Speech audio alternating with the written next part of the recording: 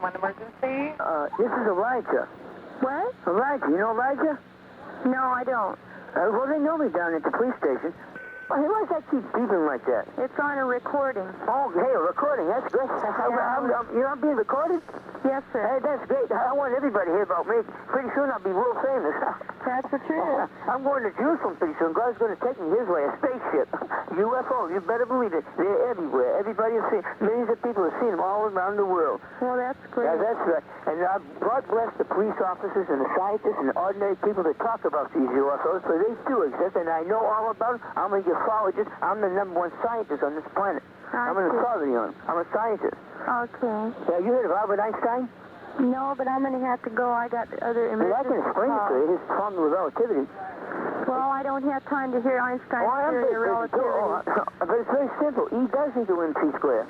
That's right. Okay, Emmanuel equals the Messiah coming the second time. It's elementary, my dear Watson. Einstein was a Jew, and I'm a Jew, and very few people in the world understood him. That's right. I'm an engineer, I'm an electrician, a plumber, everything. I can do anything. Well, that's wonderful. And I'm the world's greatest entertainer. Well, I'm worth about $50 million a year. Elijah, I got to go now. Okay, God bless you. Bye-bye. Bye-bye. All Hit Radio.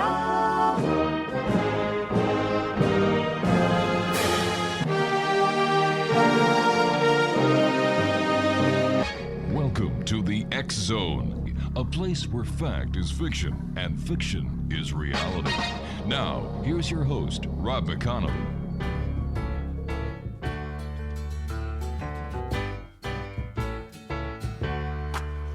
Welcome back.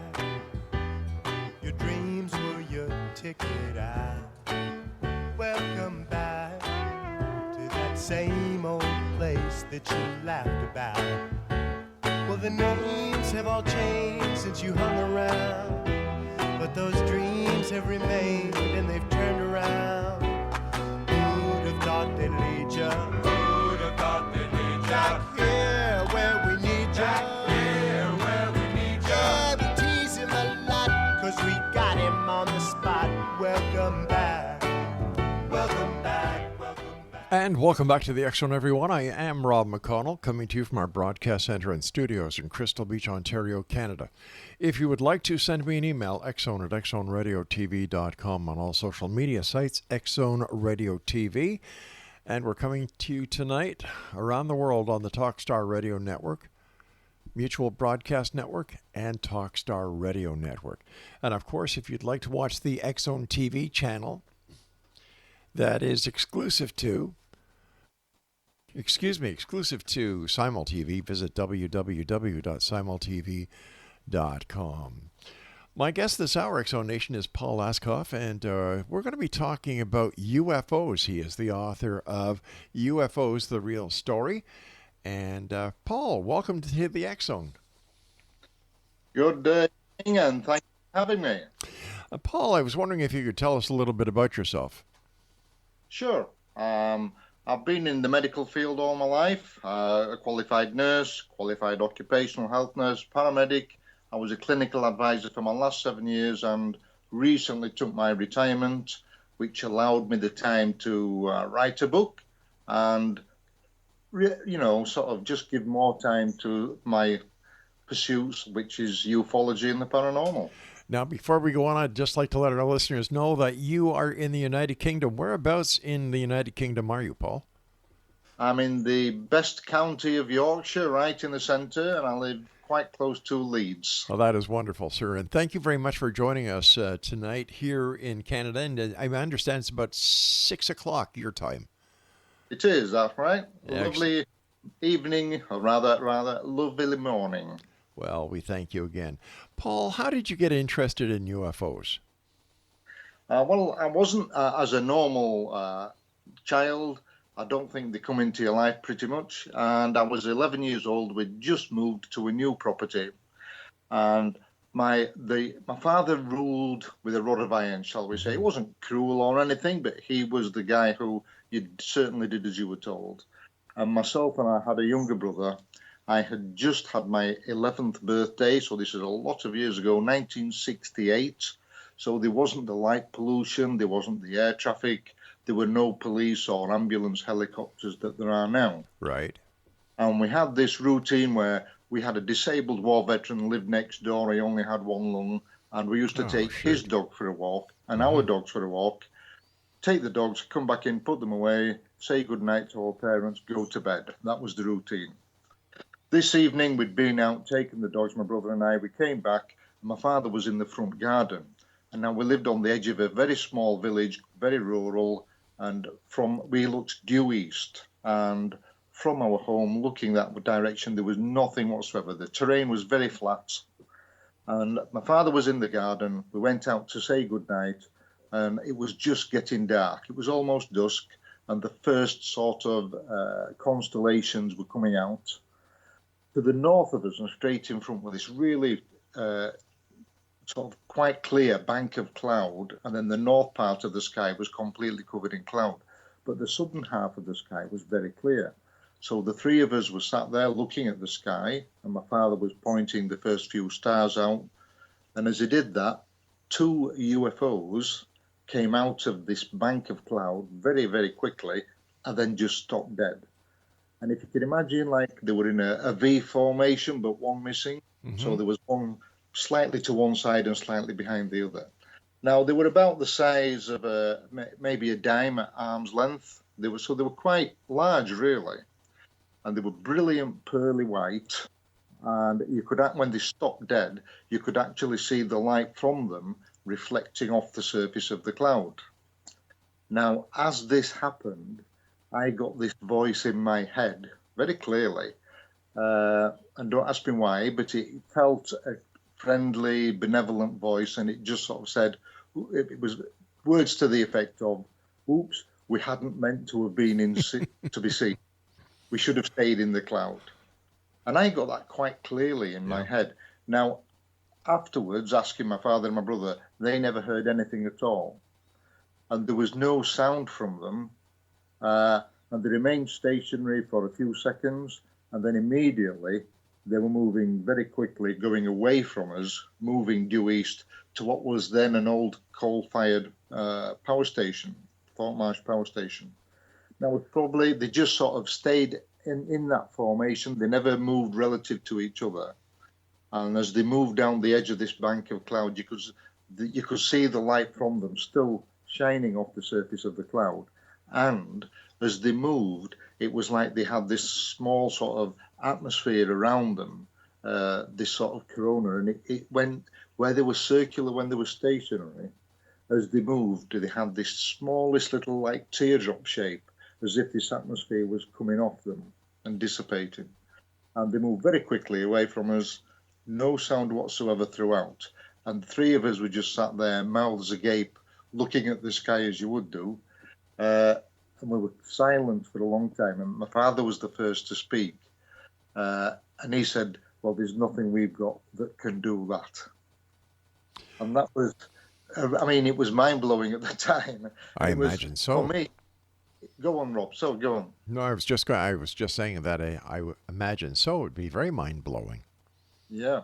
And the thing was, it was, and I say this relatively sort of looking back, when you speak to other investigators and you speak to witnesses, and from the eyewitnesses that have spoken, and when I've been investigating these things, they all say it's quite unequivocal that it was definitely not from a man-made thing. It was so, for want of a better term, it was so obviously alien.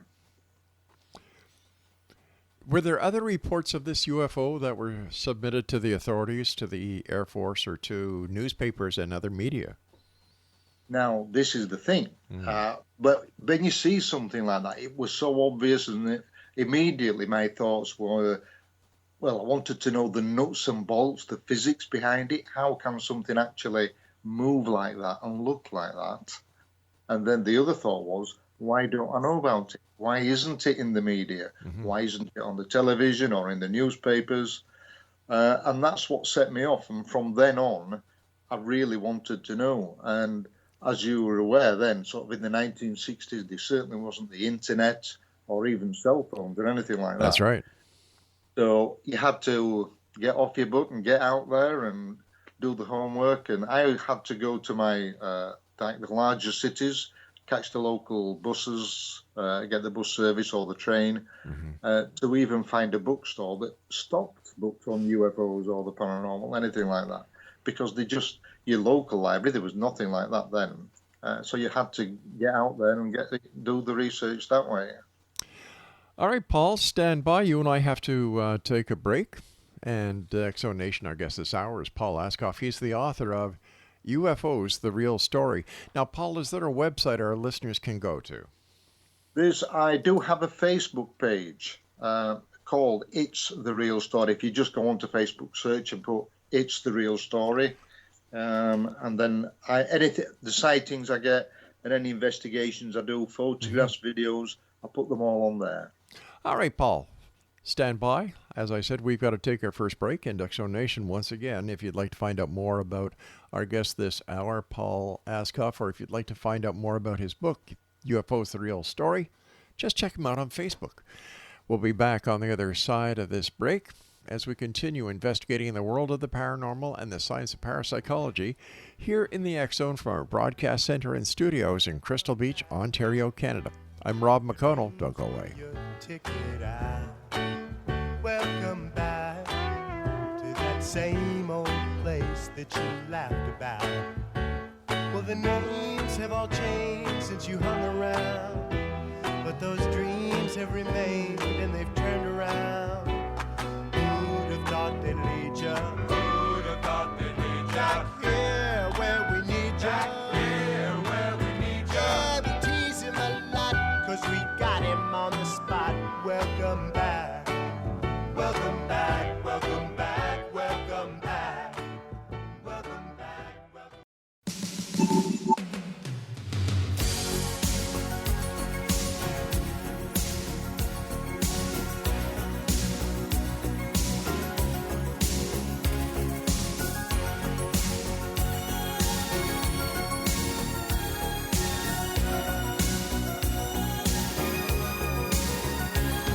Looking in your eyes, I see a paradise.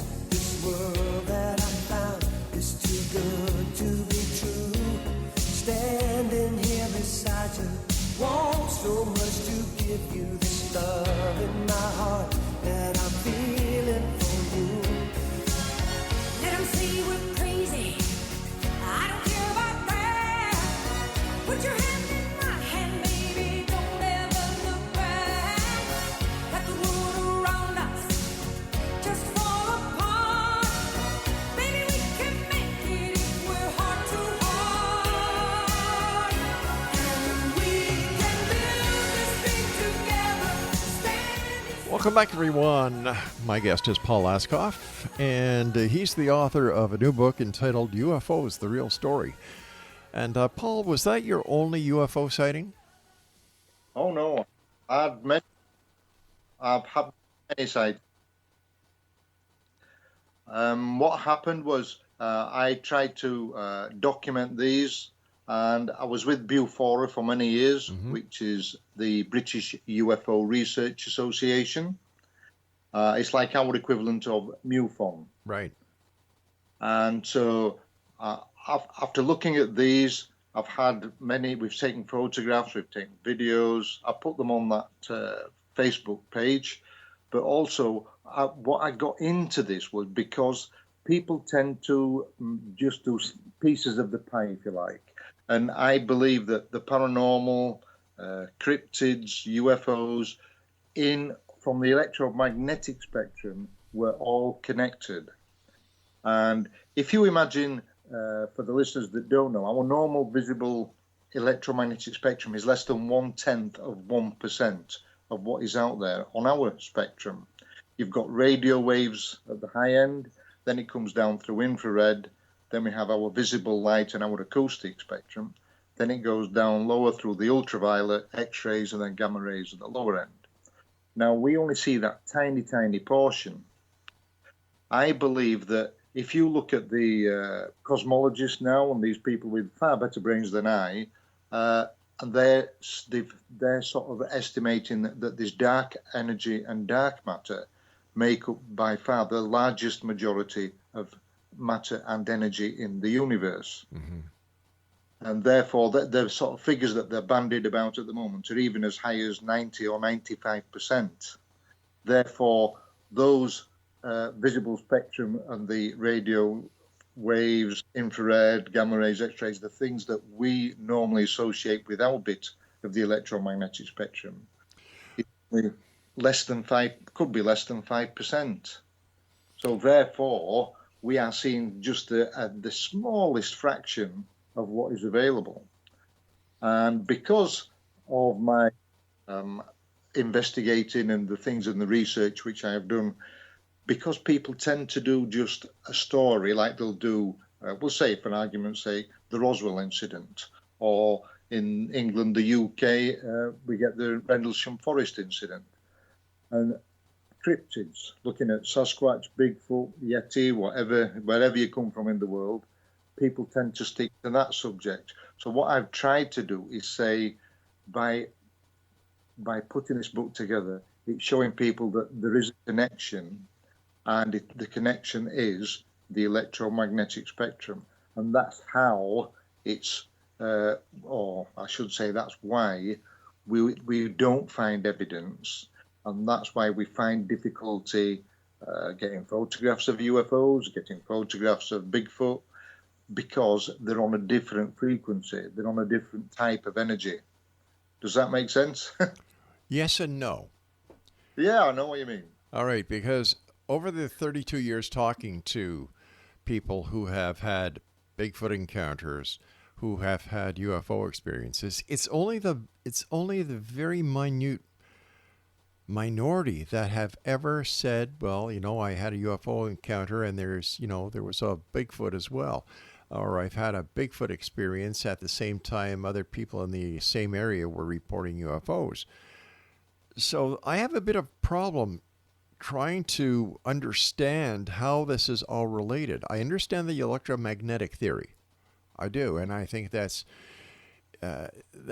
wonderful. I also understand the frequency and and our vision frequencies and what we can see and what we can't see, the different light spectrums.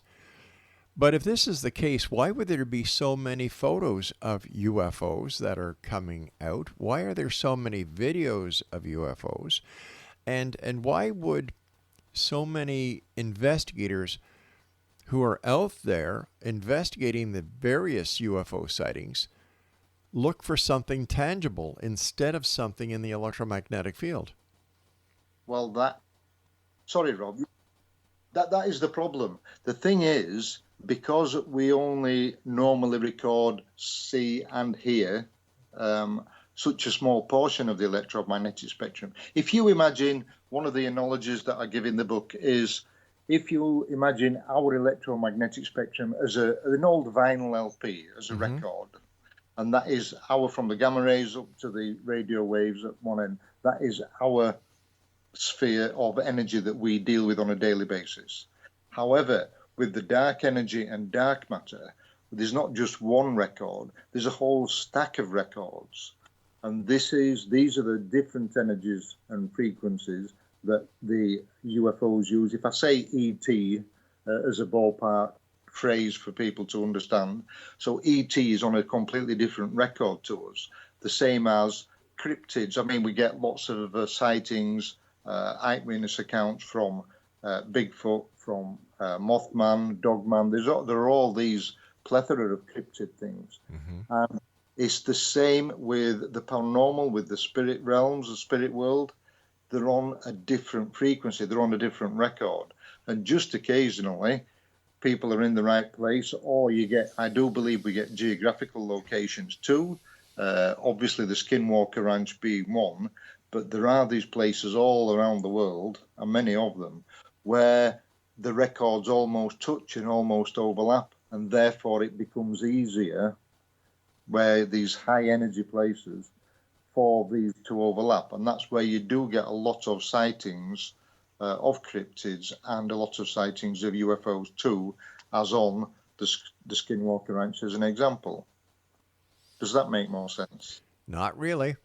I'm trying. I'm really trying to understand it, because if what you're saying is true, now I have to ask you: have you any evidence to substantiate your hypothesis? Oh, well, there are lots of evidence, and it happens all the time.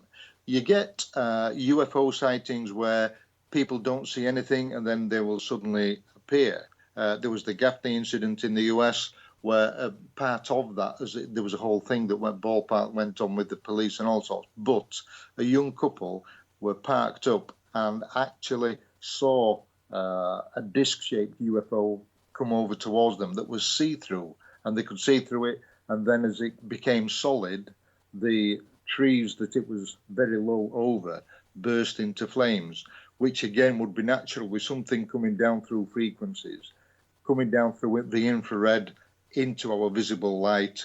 Infrared generates heat, and that's what would happen there. I mean, they rang the authorities, the police and the fire turned up.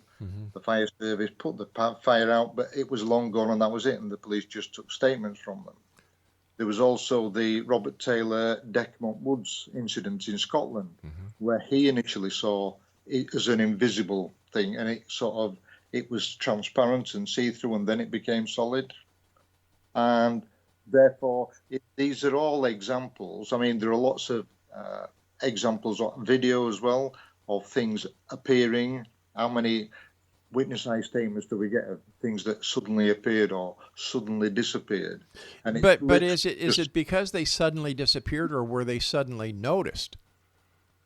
Both. Well, you see, this is where I have a problem. For example, the theory about UFOs being basically invisible, and this is why pictures can't be taken and so on and so forth, makes no sense, especially when some of the UFOs have actually been tracked on radar. Oh, sure. And if we're talking about the electromagnetic field, they wouldn't appear on radar. Yeah, sure. Because if you imagine how far we've had, I'll just sidestep a little. How far we've advanced in the last 100 years, you imagine a race that may be 1,000 years in front of us. Therefore, I believe completely that they are masters of the whole of the electromagnetic spectrum, not just our bit, not just our record, but the whole stack of records. Okay, all right. Listen, I've got to take my news break at the bottom of the hour. I want to continue this when we come back. Exonation, sure. Paul Ascough is our guest. If you'd like to find out more about Paul and the book he wrote, which is entitled UFOs, The Real Story. Paul, is your book available on Amazon.com and other online stores? Yeah, it's available on Amazon, but as an ebook, audio, paperback, and hardback. Okay, great. Exonation, not now. At the end of the show, buy, check out, and read this book. Once again, the name of the book is UFOs, The Real Story. Paul Ascough is our guest, and he is the author of that book. And Paul and I will be back on the other side of the news break as we continue here in the X Zone from our broadcast center and studios in Crystal Beach, Ontario, Canada, right across Lake Erie from the city of Buffalo, where, according to the news today, we're going to be able to drive into the United States as long as we have proof of our vaccinations, which Laura and I do, as well as our family. So, hey, we're going to go to Buffalo to have some great food at Pete's Market again. We'll be back on the other side of this break. Don't go away. Standing here beside you, want so much to give you this love in my heart that I'm feeling. Hello and welcome to the Mental Health Hotline. If you are obsessive compulsive, press 1 repeatedly. If you are codependent, ask someone to press 2 for you. If you have multiple personalities, press 3, 4, 5, and 6. If you are paranoid, we know what you are and what you want. Stay on the line and we'll trace your call. If you're delusional, press 7 and your call will be transferred to the mothership. If you are schizophrenic, listen carefully and a small voice will tell you which number to press. If you are depressive, it doesn't matter which number you press, no one will answer you. If you are dyslexic, press 69696969. If you have a nervous disorder, please fidget with the hash key until the beep. After the beep, please wait for the beep. If you have a short-term memory loss, please try your call again later. And if you have low self-esteem, hang up. All our operators are too busy to talk to you.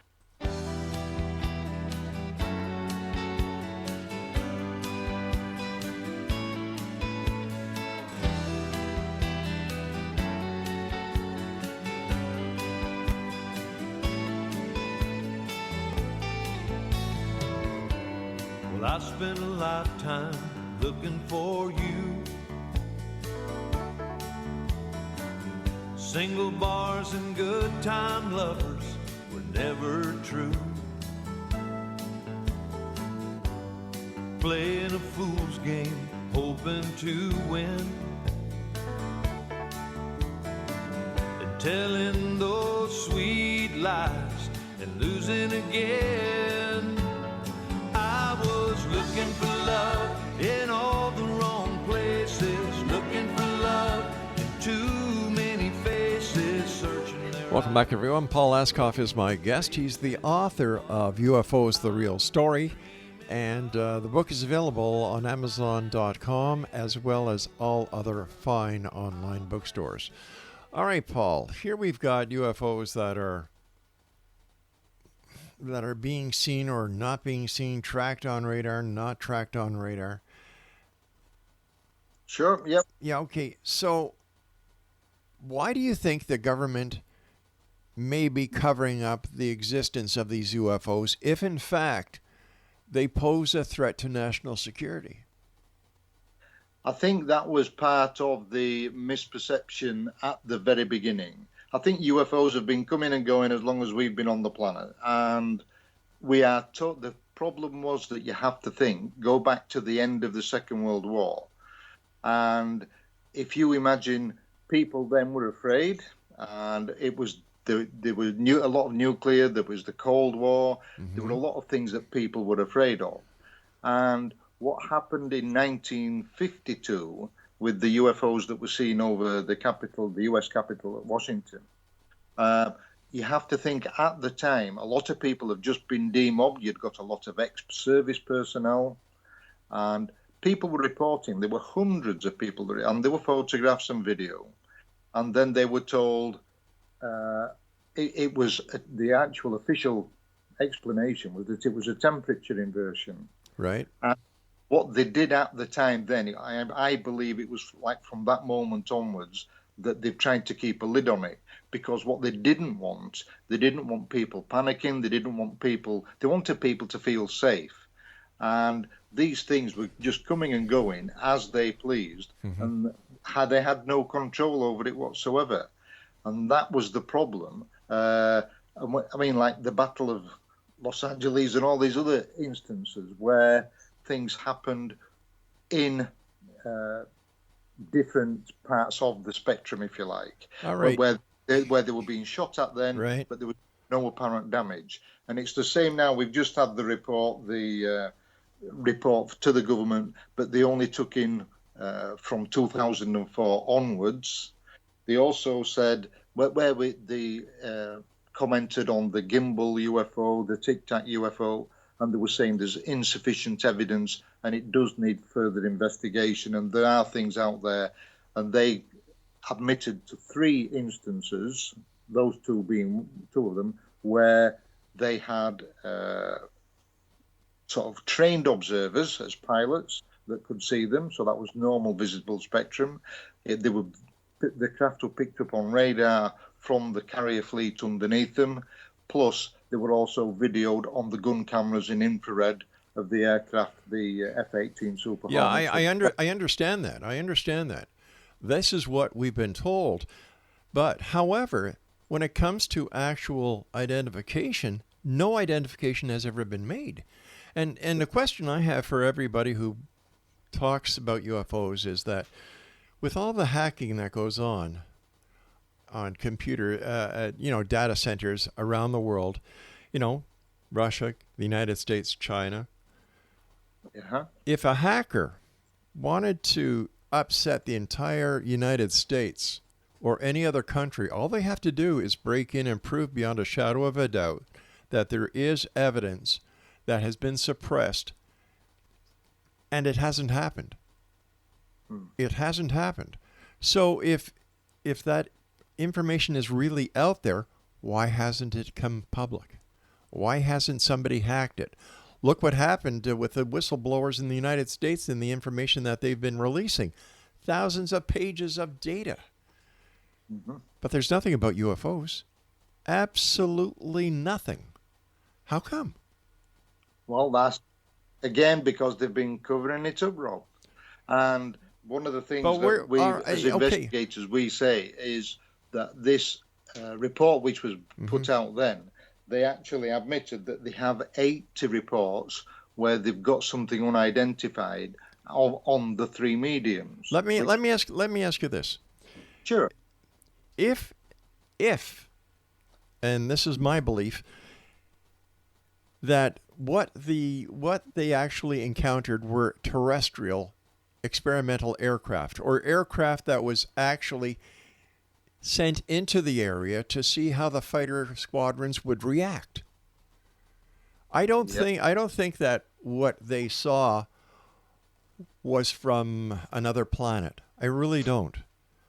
Because if UFOs are a fact, and they have been observing Earth for any given time, why haven't they interacted with us? And I listen. I've heard every connotation that, you know, the what is it? The prime directive not to interfere.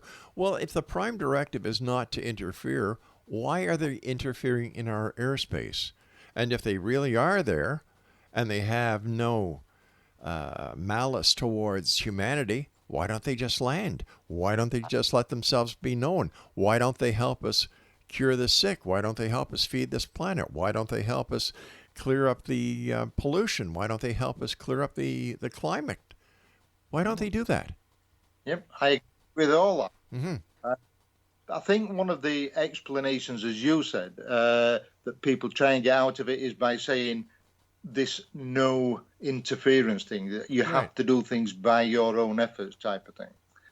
And if they intervened, therefore they would be crossing, and that, you know, that bridge that they shouldn't be doing, that they would be interfering, and they shouldn't be helping us. We have to do it by our own efforts. Yes, I do come across that a lot. But going to the electromagnetic spectrum, back to that, because I believe they're complete masters of it. That is why they can come and go as they please. Mm-hmm. That is why we don't have, that we're aware of, real, a lot of clear video. Now, having said that, with modern technology and the mobile phones, the cell phones that people carry, people can now just video things, put them straight on the internet for people to watch, for people to look at. And we are getting hundreds and thousands of reports and photographs put on. Now, the problem with that is you need corroborative evidence. It's okay somebody saying this was a light in the sky, which does happen very often. But we'll go for argument's sake, the UFO over Jerusalem in 2011, where they've tried to hoax that. Yeah. And that's because we had five different videos of that. Then we had a group that tried to hoax it and looks very similar, and just by chance that was the one that Fox News aired on their TV channel. But also you had hundreds of witnesses with corroborative evidence. It was even caught on the Jerusalem's weather station's own camera, on their security cameras. So when you look at all the things together, that's what you need to say, all right, it wasn't just somebody, you know, hoaxing anything. There was something really there. Right. But again, the problem with the authorities is they've been trying to keep a lid on it for so long, at least 70 years. And now I believe with this latest statement where they're saying they have 80 of these incidents where they've got things on radar, on video, whether infrared, and they've got credible observers. At the end of the day now, I believe that they can't keep a lid on it because, as I said, people can just put things on the internet. So what they're trying to do is just release the pressure on the pressure cooker, as it were, and just we're now getting this. I'm not saying we're ever going to get disclosure, because they're never going to admit to Roswell, they're never going to admit to Rendlesham. There are hundreds of these cases and incidences that they won't admit to. However, they're now making it the public more generally aware of it. And so we're getting this small drip feed of disclosure just to release the pressure off the pressure cooker. Listen, I've got to take my final break, but here's a very fascinating statistic that since the Tic Tac and all the other videos have come out, there are less people who believe in UFOs now than there was then. We'll be back on the other side of this commercial break as we wrap up this hour here in the X Zone from our broadcast center and studios in Crystal Beach, Ontario, Canada. My name is Rob McConnell. This is the X Zone Broadcast Network, Talkstar Radio Network, and Mutual Broadcast Network.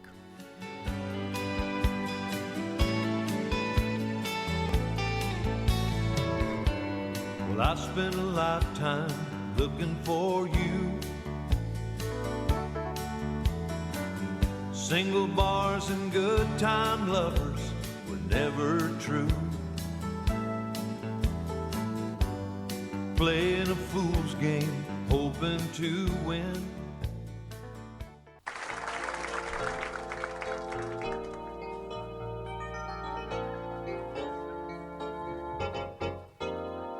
Well, I just got back from Roswell, where the aliens have been. And if you ask the feds the cause, well, they'll only lie again. Now I'm hunted by the gumshoes, and I'm wanted by the cops, 'cause they think that I might be the guy making circles in the crops.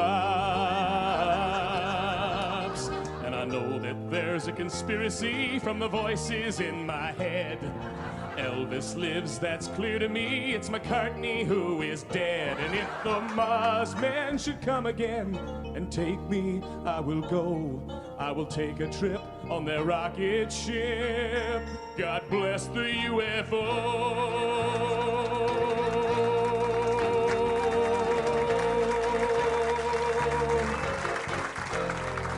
Give JFK this message. It's the Cuban Army's fault. And I know that Dave Koresh is alive inside a vault. We've seen reports in papers of a guy who knows about a car that runs on chewing gum, but the Arabs rubbed him out. And we loudly warn that America is badly unprepared. With the Cold War through, we need something new that can get you good and scared. Do you wonder just who is warning you of conspiracies today? We're the ones who fill the rumor mill. We are the CIA.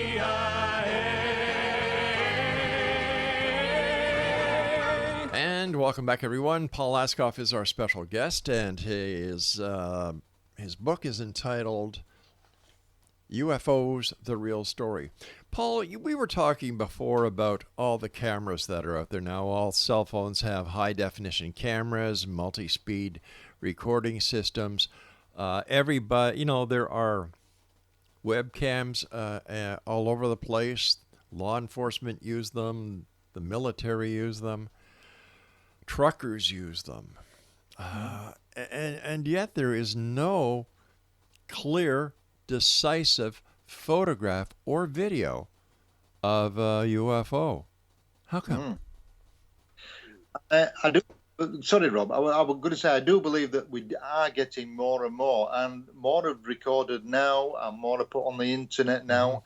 But again, you do get people that are good at CGI, and they still try and hoax these things. However, going back to the electromagnetic spectrum, if it's not in the right frequency, as in our small bit of visible light, or if it's an infrared camera, as in a good camera on the F-18 Hornets, what happens is it's just not there. The camera physically cannot focus on it. And that is why they're around us, I believe, all the time, but not in the frequency that we, at the moment, can record. Now, I'm not saying that we don't have technologies, and there may be technologies that we're not aware of that probably the military will be developing, like with these skunk works and these other things, where you have some of the best brains in the world that are working on this because they know of these problems. Now, that's the same where we get reports of UFOs that are terrestrial and stealth aircraft, things like that. the problem that we have as investigators is, where do you draw the line, and what is genuine ET, whether it's interdimensional or whatever, or what is a black budget that we will never know about. But when it comes to national defense, do we need to know everything the government knows? Oh, no, certainly not. Yeah. And I think that's a good thing. However, in the sort of, dare I say, allegedly more transparent things where people have to account for budgets, there are still lots and lots of things. And I mean, one instance, my wife has a cousin who lives in San Francisco. He was a wealthy man, did a lot of money for charities, for the Variety Club of Great Britain and other charities as well. And while he was in Hawaii, was invited to a big function over there. He'd contributed quite a few things. And he said, Paul, I was sat there, everybody had been, we'd had a good night, a good meal, lots of drink flowing, lots of money raised for charities. He says, and we were sat on these tables of about 12 people.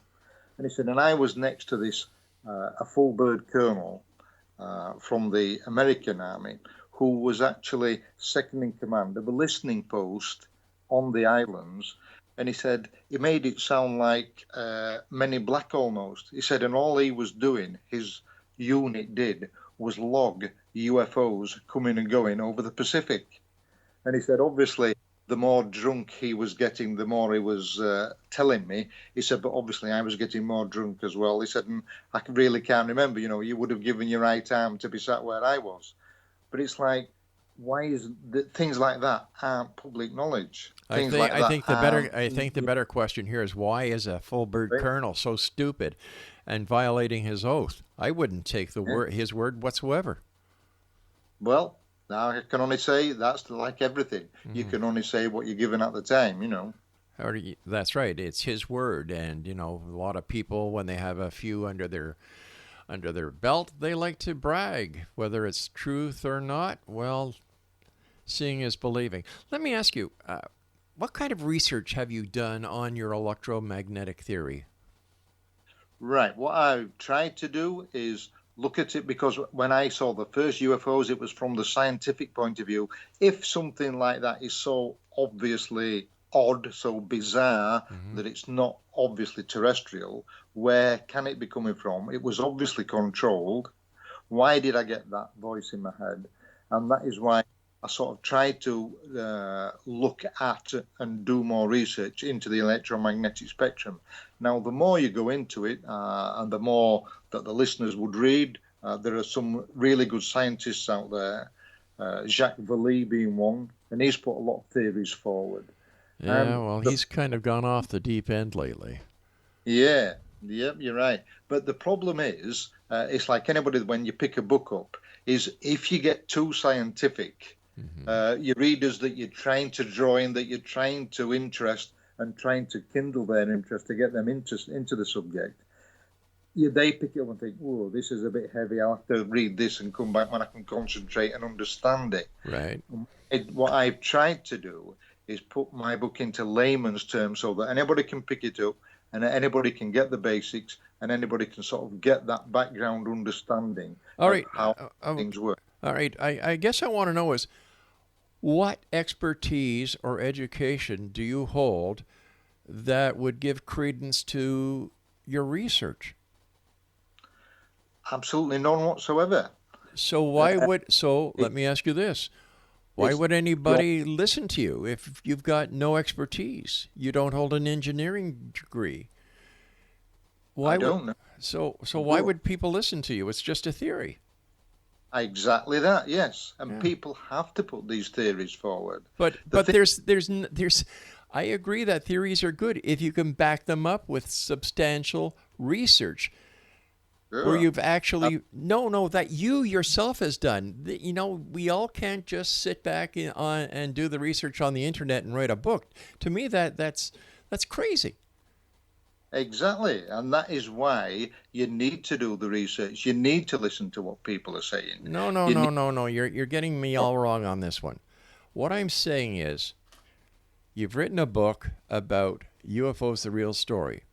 You've put out a theory, a hypothesis based on your research about the electromagnetic fields and the different wavelengths that we can see. Well, that is legitimate research because it's well known. But to tie UFOs, ghosts, and Bigfoot all together without any proof, and writing a book that is entitled "The Real Story." How can it be the real story if there's no proof or evidence? It's a hypothesis. It wouldn't a better title be, I think that this is why UFOs are real? Possibly, yeah. But the thing is, when you're talking to these people, these are the people that have witnessed things firsthand. So they're giving you what they've seen, their feelings, and what they experienced. But what is the proof that they supply? And getting more information. But what is the proof that they are giving you that what they are saying is true? Well, that you will never know. But that is the thing. You will always get your version of what you've seen, their version of what they're seeing, and somewhere in the middle is the truth. But at the end of the story, if we don't get these people's stories together, if we don't do this research, if we don't take their word, at the end of the day, you're not going to get anywhere. You've got to go on what people experience. An investigation is based on fact. You cannot come to a conclusion in an investigation without fact, without proof. It's just like when you're doing a criminal investigation, you can't make a charge unless you've got evidence. Precisely. So, and you see, this is where, in my opinion, that the UFO community is gone bonkers, because all they want to do is give a story based on nothing but hearsay evidence without any proof and have people believe them. And I think this is where the UFO community is going to start to tumble and tumble fast. Paul, I want to thank you for joining us. And Exo Nation, once again, the name of the book is UFOs, The Real Story. I'll be back on the other side of this commercial break. No, I won't. This is the final segment. I'll be back tomorrow night at 10 o'clock as once again we cross the time-space continuum to this place that I call the X Zone. So until tomorrow night, from everybody here at the X Zone, REL-MAR McConnell Broadcast Company, and all our affiliates, and my senior executive producer, my lovely wife Laura, thank you for joining us. Take care, be safe, and always keep your eyes to the sky and your heart to the light. Good night. Every girl, closing time, one last call.